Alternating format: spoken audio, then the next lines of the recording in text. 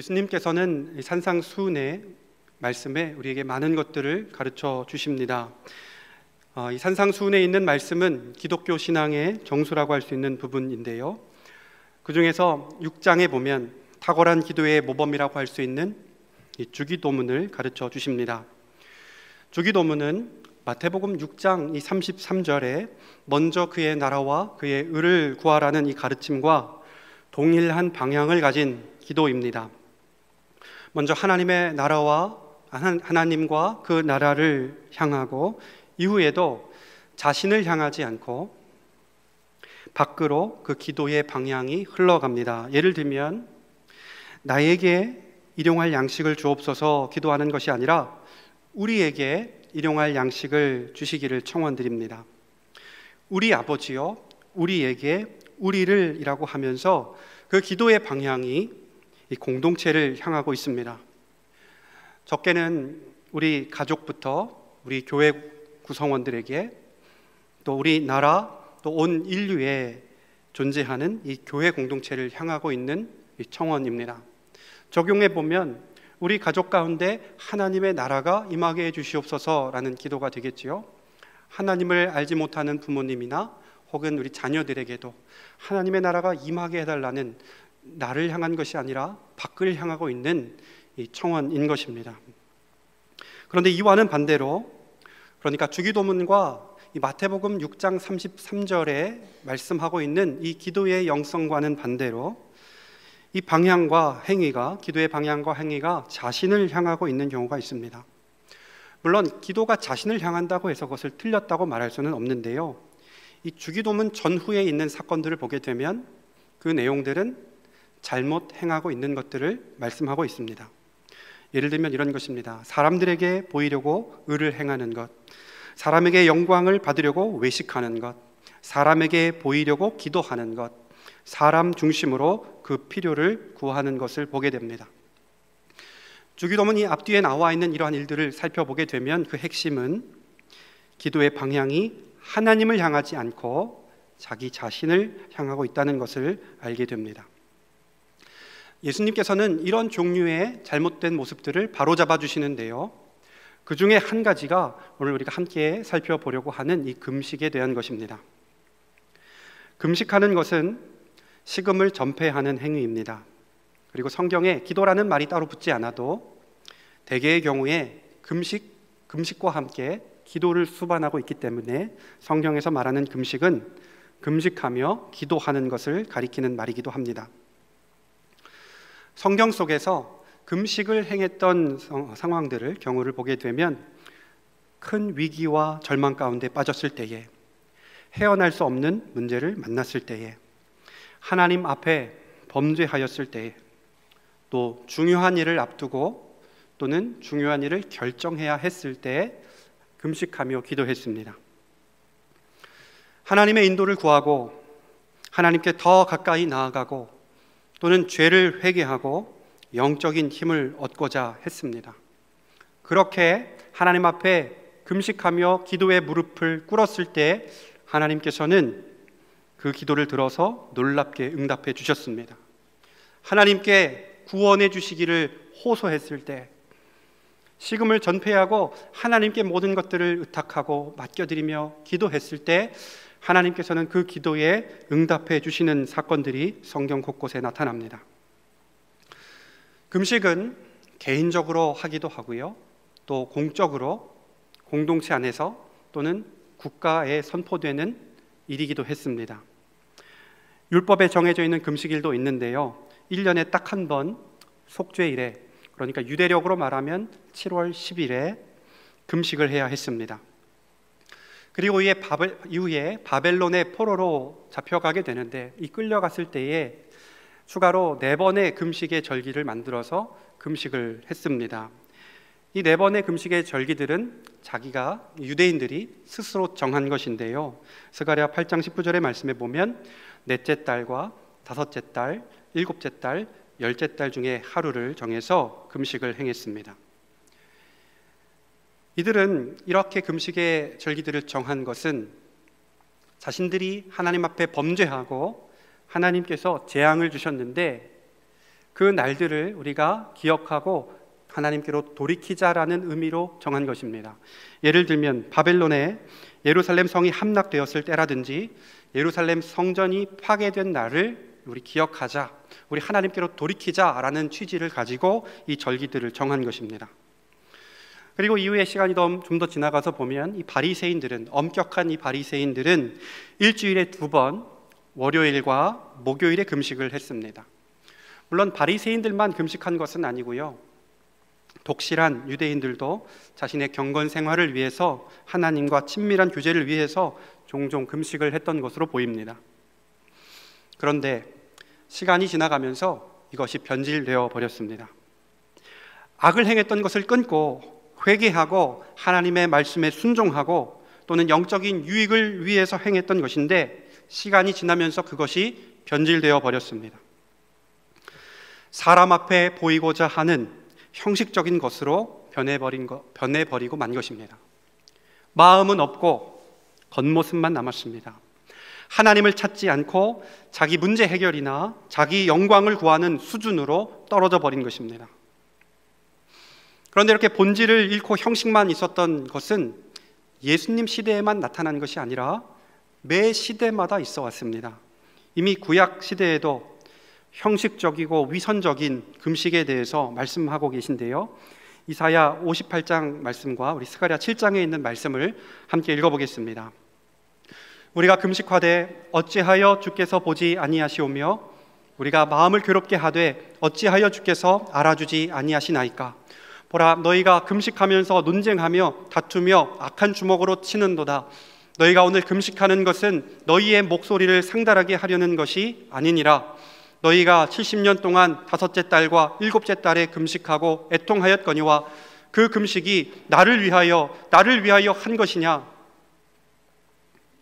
금식은 겸손히 자신을 낮추고 하나님과 그 말씀에 자신의 삶의 불일치가 발견되면 그것을 버리는 것입니다. 그리고서 금식의 자리로 나아가는 것이 마땅한 것이죠. 그런데 이들은 금식하는 날에 하나님의 뜻과 어긋난 행동을 하면서 서로 치고 다투는 불의한 일을 하면서 어찌하여 보지 않으시는지, 알아주지 않으시는지 묻고 있는 것입니다. 금식하고 애통함이 하나님의 긍휼을 바라고 한 것이 아니라 자신들의 목소리를 전달하고 원하는 것, 목표한 바를 이루기 위한 수단과 도구였다는 것입니다. 금식을 하는 이 행위를 통해서 내가 원하는 대로 응답을 받으려고 했던 것입니다. 금식은 내 입으로 들어가는 것을 끊고 내 생명이 주님께 있음을 고백하는 것이죠. 하나님, 불쌍히 여겨 주시옵소서. 내게는 소망이 없고 주님께만 소망이 있습니다 라는 것을 고백하는 것입니다. 내 일의 작은 부분이 아니라 내 생명을 내어놓고 모든 것을 주님께 의탁드리는 행위입니다. 하나님은 우리의 중심을 꿰뚫어 보셔서 그 사람의 마음에 있는 소원이 정말로 하나님을 향한 것인가, 그 행위가 정말로 하나님을 향한 것인가를 다 보고 계시고 알고 계십니다.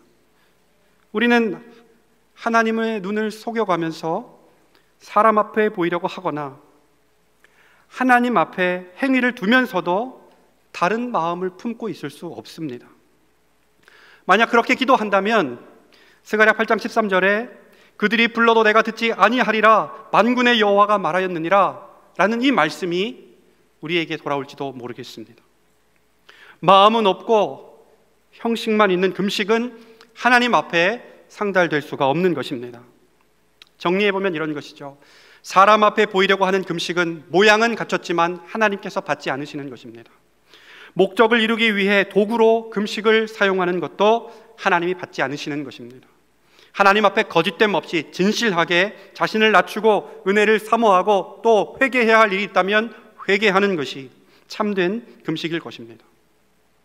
그런데 성경에 보면 이 말씀 외에도 조금 더 적극적인 방법의 금식을 말씀하고 있는 것이 있습니다.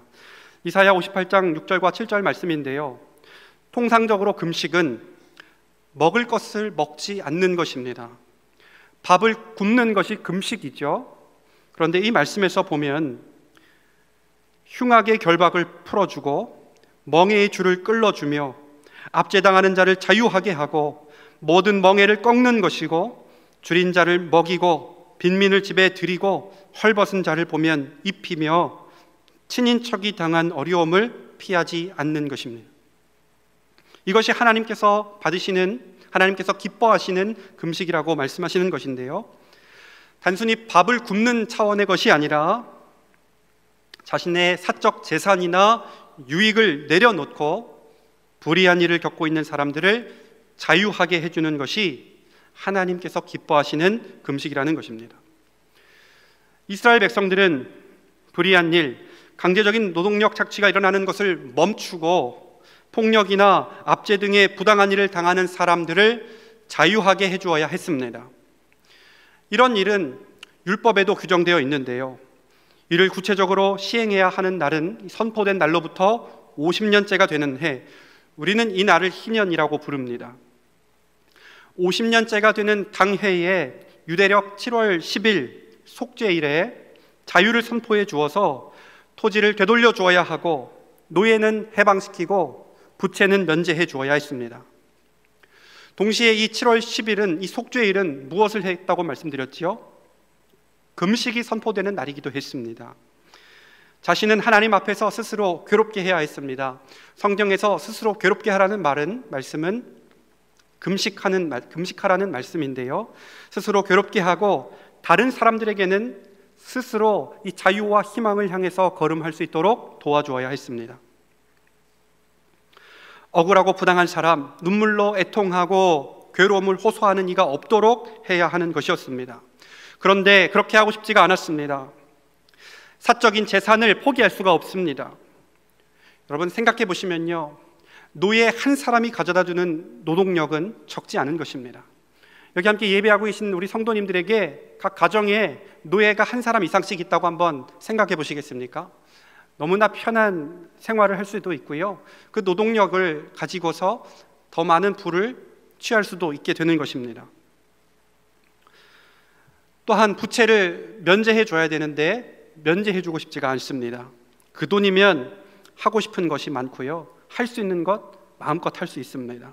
그래서 어떻게 하죠? 노예는 다시 묶어둡니다. 토지는 되돌려주지 않습니다. 불리한 일에 누군가의 삶이 갈려나가도 나와 내 가족이 아픈 것이 아니기 때문에, 나와 내 가족이 고생하는 것이 아니기 때문에 그냥 내버려 둡니다. 이러한 모습은 하나님께서 기뻐하시는 모습이 아니라는 것입니다. 그리고 그러한 모습을 가진 상태에서 하나님 앞에 기도할지라도 하나님께서는 응답하지 않으시겠다는 겁니다. 참된 금식은 마음을 드리는 것뿐만이 아니라 말씀의 가르침과 일치되어야 한다는 것입니다. 나로 인하여 누군가가 당하고 있는 불리한 일이 없도록 해야 하고, 오히려 적극적으로 그들이 복을 누릴 수 있도록 도와줘야 합니다. 그것은 자기 것에 손해를 보게 되더라도 그렇게 행하는 것입니다. 그런데 이런 금식을 행하게 될 때에 하나님은 우리의 기도에 응답하시겠다고 말씀하셨습니다. 매우 유명한 말씀인데요, 우리 이사야 58장 8절부터 11절에 있는 말씀을 우리 함께 읽어보겠습니다. 그리하면 내 빛이 새벽같이 비칠 것이며 내 치유가 급속할 것이며 내 공의가 내 앞에 행하고 여호와의 영광이 내 뒤에 호위하리니 네가 부를 때에는 나 여호와가 응답하겠고 네가 부르짖을 때에는 내가 여기 있다 하리라. 줄인 자에게 내 심정이 동하며 괴로워하는 자의 심정을 만족하게 하면 내 빛이 흑암 중에서 떠올라 내 어둠이 낮과 같이 될 것이며 여호와가 너를 항상 인도하여 메마른 곳에서도 내 영혼을 만족하게 하며 내 뼈를 견고하게 하리니 너는 물된 동산 같겠고 물이 끊어지지 아니하는 샘 같을 것이라. 아멘. 치유가 급속하고 여호와의 영광이 내 뒤에 호위하고 내가 부를 때에 응답하시겠다고 말씀하십니다.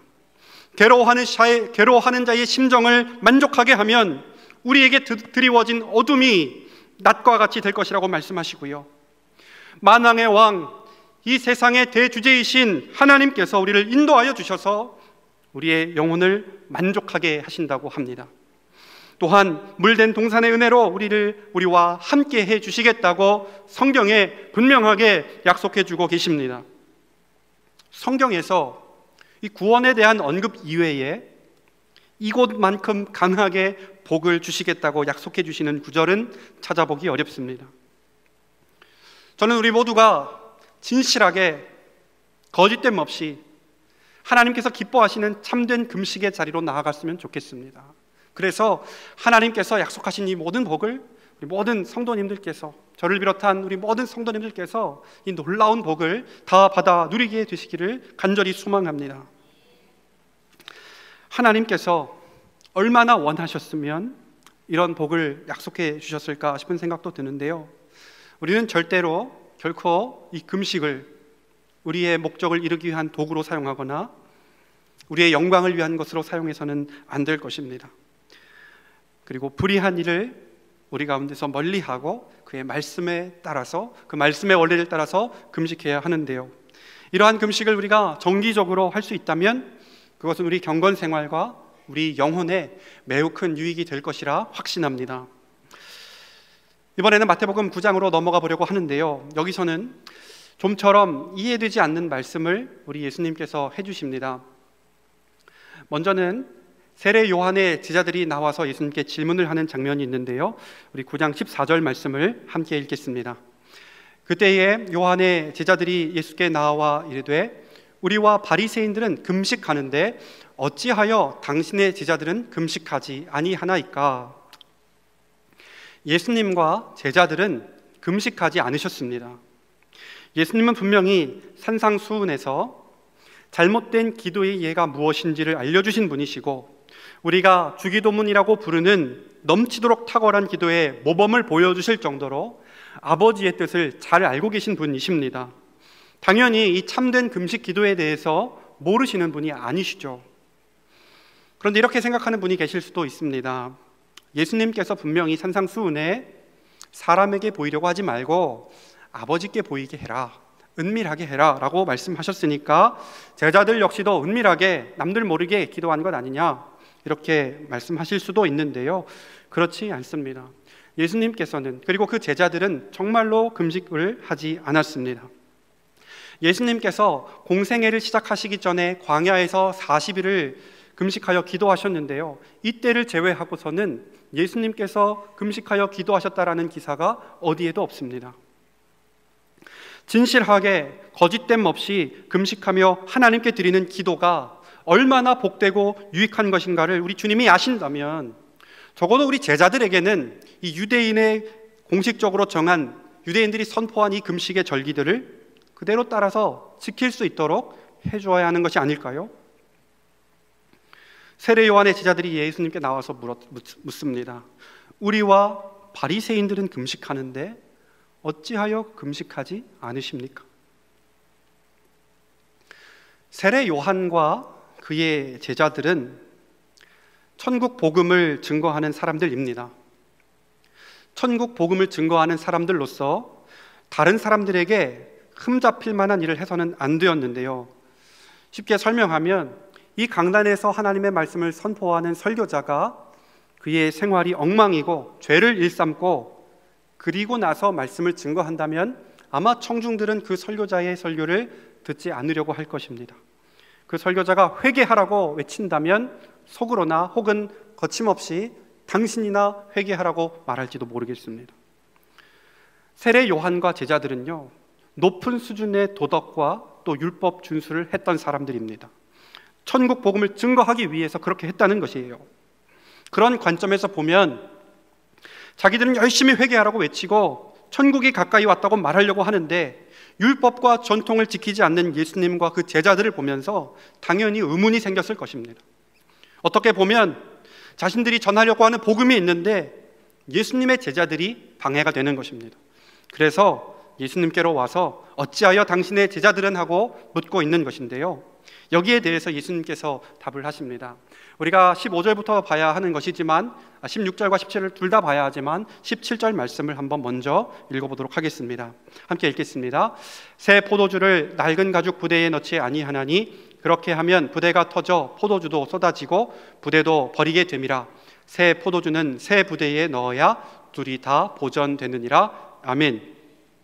갑자기 문맥과 상관없이 이 16절과 17절에, 그러니까 16절에는 생배 조각에 대해서 말씀하시고 우리가 함께 읽은 이 17절에서는 포도주, 새 포도주에 대해서, 새 포도주 부대에 대해서 말씀을 하십니다.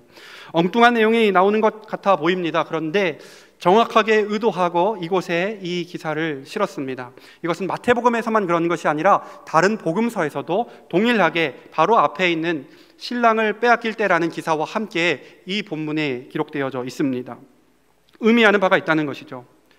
포도주 부대에 포도주를 넣게 되면 포도주가 발효가 되면서 이 포도주 부대가 팽창하게 됩니다. 늘어납니다.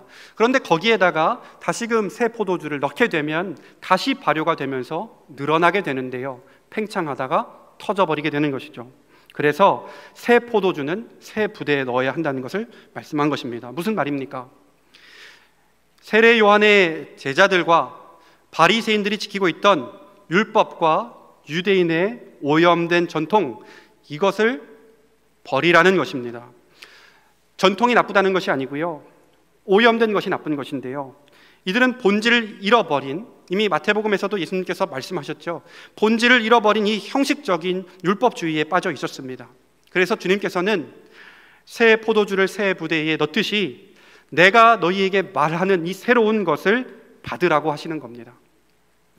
옛 언약을 넘어서서 새 것을 준다라고 말씀하시는 것인데요, 형식적으로 율법적으로 오염된 전통에 따라서 금식했다면 이제는 그렇게 하지 말고 내가 새롭게 제시하는 이 기준에 따라서 금식하라는 것입니다. 그 새로운 기준은 우리 15절 말씀에 있는데요, 제가 한번 읽어드리겠습니다.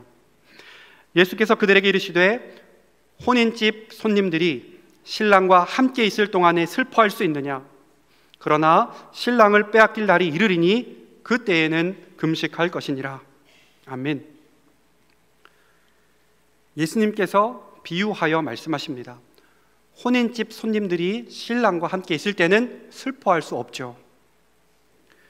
여기서 혼인집 잔치는 성경에서 기쁨의 최상급 표현으로 쓰일 때가 있는데요, 이 신약 성경에서는 천국을 비유합니다. 그리고 여기서 예수님은 자신을 신랑에 비유하시는데요, 혼인집은 하나님의 나라가 여기 임했다는 것이고 그 나라를 가져오신 왕이 신랑 되어 우리와 함께 계시다는 것입니다. 이것은 무엇을 의미하죠? 이것은 기쁨과 축제를 의미하는 것입니다. 예수님께서 이스라엘의 역사 속으로 들어오셔서 친히 그의 백성들과 함께 하시고 하나님의 나라가 지금 임하였다면, 예수님께서 오심의 내용이 그러하다면 우리는 슬픔과 금식의 상태에 있을 수 없다는 것입니다. 예수님의 오심은 기쁨과 축하와 축제의 징표이고 슬픔과 금식의 징표는 아닌 것입니다. 주님께서 오심으로 슬픔이 변하여 기쁨이 되었습니다. 스가랴 8장 19절 말씀을 우리 앞에서 보았는데요, 넷째, 다섯째, 일곱째, 열째 달에 사람들은 금식을 행했습니다. 그런데 이것이 변하게 되죠. 이 슬픔의 금식이 변하여서 어떻게 변하는지 그 다음 자막을 보여주시죠. 유다족 속에게 기쁨과 즐거움과 희락의 절기로 바꿔 주셨습니다. 이 스가랴 8장에서 예언되었던 이 말씀, 금식이 변하여 기쁨의 절기가 될 것이라고 말씀하신 것을 누가 성취해 주셨지요? 우리 신랑 되신 예수님께서 친히 성취해 주셨습니다. 바벨론 유수 이후에 자신들의 죄를 다시금 기억하면서 회개하자고 말했던, 그래서 계속해서 형식적으로 지켜왔던 그 절기들을 우리 주님께서는 그 모든 눈물 다 닦아주시고 새로운 절기로 변화시켜 주신 것입니다. 예수님께서 이 땅에 천국을 가지고 오셨다면, 우리가 신랑이 되신 우리 주님과 함께 있다면 우리는 이 주인공이신 주님과 함께 기뻐할 것이지 슬퍼할 이유가 없는 것입니다. 그런데 한번 생각해 봐야 할 것이 있습니다. 주님이 세상 끝날까지 우리와 항상 함께 해주시겠다고 마태복음 마지막 장에 말씀해 주셨는데요, 그렇다면 이제 금식할 필요가 없는 것인가? 그렇지는 않습니다. 예수님께서 부활 승천하신 이후에도 초대교회 안에 금식하며 기도했던 것은 있었습니다. 사도행전 13장과 14장에 보면 선교사들을 파송할 때에도 금식했고 장로들을 세울 때도 금식하여 기도했습니다. 과거에 율법적이고 형식적인 종류의 금식을 하지 말라고 하시는 것이지 참된 금식은 지금도 해도 되는 것입니다.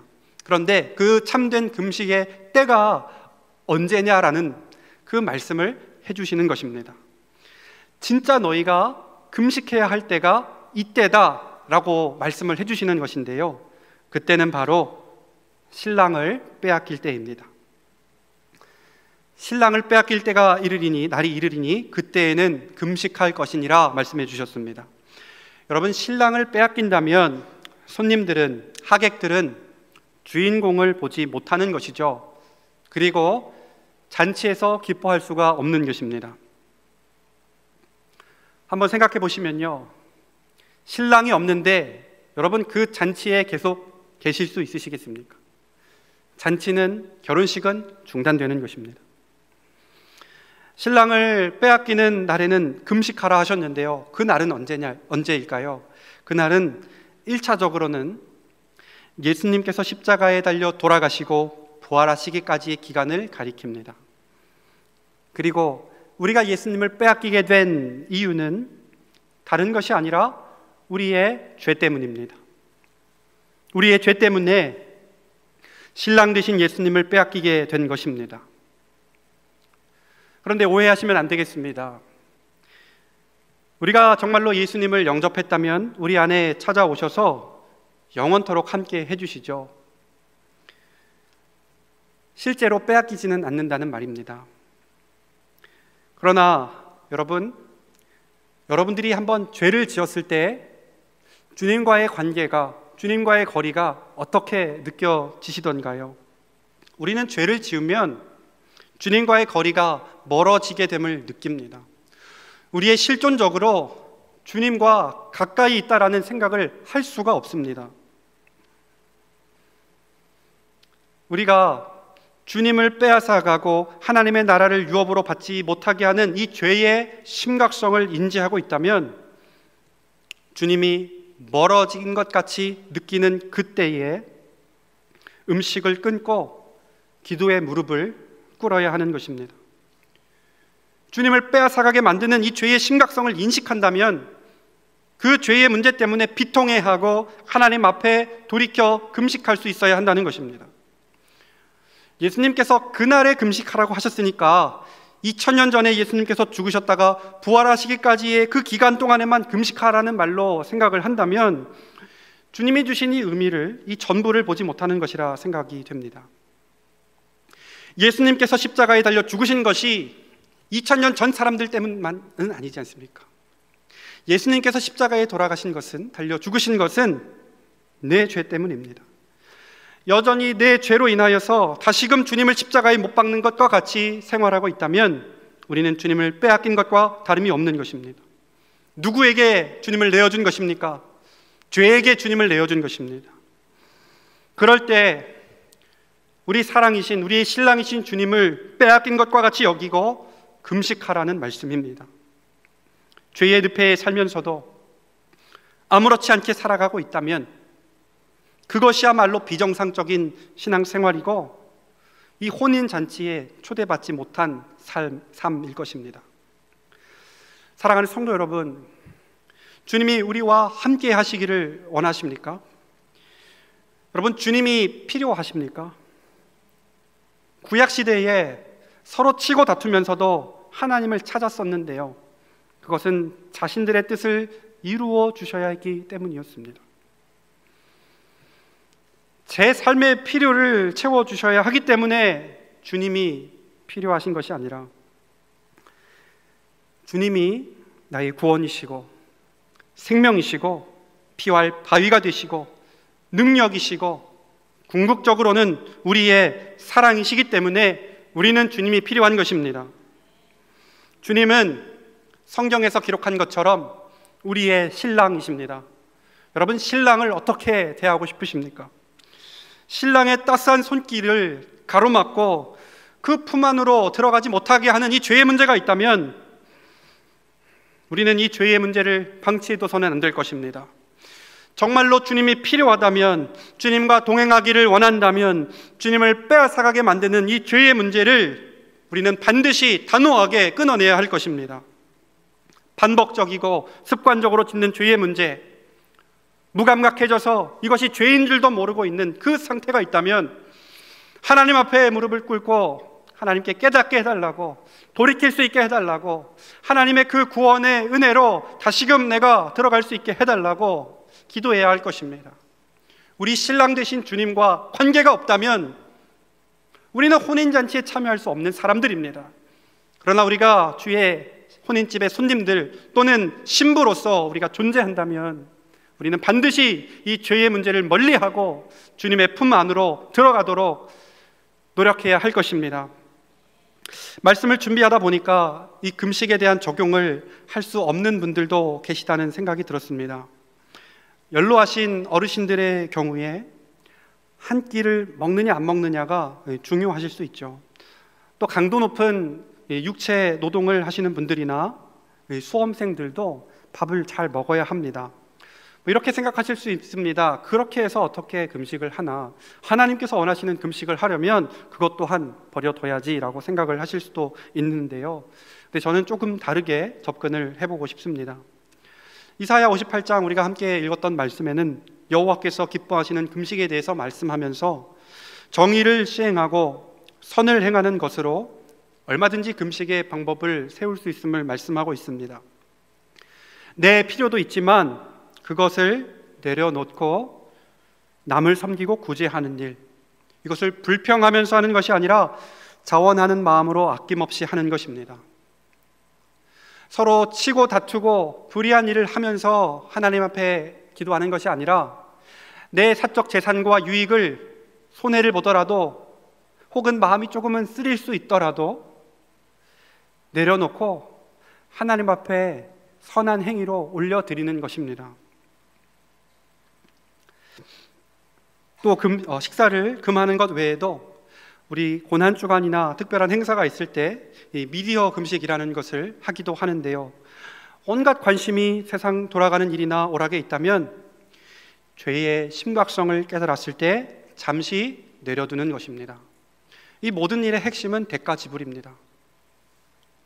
대가를 지불하고 그 마음을 온전히 하나님께 쏟는 것인데요. 대가 지불을 하기가 싫다고 마음속에서 외침이 있을 수도 있습니다. 그럴 때는 우리 하나님께서 어떠한 대가를 지불하셨는가 꼭 기억해 보셨으면 좋겠습니다. 하나님께서는 자기 아들을 십자가에 내어 놓으셨습니다. 우리가 주님의 그 피 흘리심을 생각할 때에 우리가 대가 지불하지 못할 것은 없습니다. 죄의 문제 때문에 내가 대가 지불해야 하는 것이 있다면 얼마든지 내어놓을 수 있어야 하는 것입니다. 그렇게 될 때에 우리 주님과의 관계가, 그 아름다웠던 그 관계가 회복되는 은혜가 우리에게 주어질 것입니다.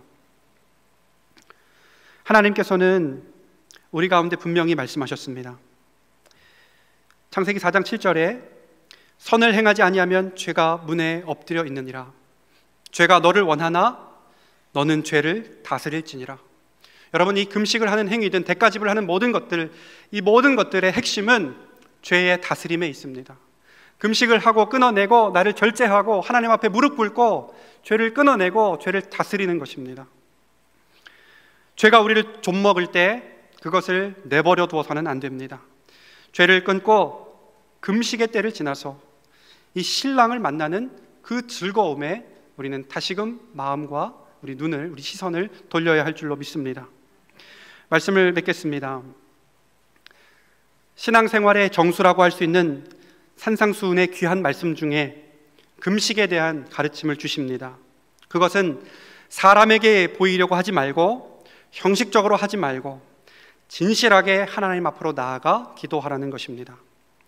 사람들은 예로부터 시대를 막론하고 자기 중심적인 모습을 보이고 외식하고 사람에게 보이기를 좋아했는데요. 그것은 신앙을 가지고 있다고 생각하고 함께 예배하는 이 시간에 저에게도 해당하는 말입니다. 제 마음 역시도 쉽게 부패하고 변질될 수 있습니다. 그러나 그럴 때 우리는 그 모든 것을 멈추고 거짓됨 없이 진실하게 하나님 앞에 나아가 기도의 무릎을 꿇어야 하겠습니다. 동시에 우리의 행위도 살펴야 됩니다. 말씀에 반하는 온갖 불의한 모습이 있다면 그것을 다 선으로 바꾸고 기도의 무릎을 꿇어야 합니다. 성경은 그렇게 우리가 기도할 때 하나님께서 주시는 복이 있다고 분명하게 약속하고 있습니다. 그리고 예수님은 율법과 형식에 따른 금식이 아니라 금식에 대한 새로운 기준을 제시해 주셨습니다. 그것은 신랑을 빼앗기는 날에 금식하는 것입니다. 죄의 사슬에 매여 있던 때를 그리워한다든지 여전히 죄의 종노릇 하고 있다면 예수님과 멀어지게 되는 것입니다. 예수님은 그렇게 될 때에 금식하여 기도하라고 하십니다. 사랑하는 성도 여러분, 신랑 되신 예수님과 우리가 다시 가까워지기를 소망합니다. 그리고 하나님 앞에 올려드리는 그 기도가 참된 것이라면 죄의 멍에는 단번에 끊어지고 주님을 만나는 기쁨은 다시 회복하게 되실 것입니다. 주님과의 영원한 사귐 속에서 극상의 기쁨을 표현하는 이 혼인잔치에 다 참여하셔서 우리의 신랑이 되시는 예수 그리스도를 만나시고 기쁨을 가득히 누리실 수 있는 저와 사랑하는 창운대교회의 모든 성도님들이 되시기를 주님의 이름으로 축복합니다.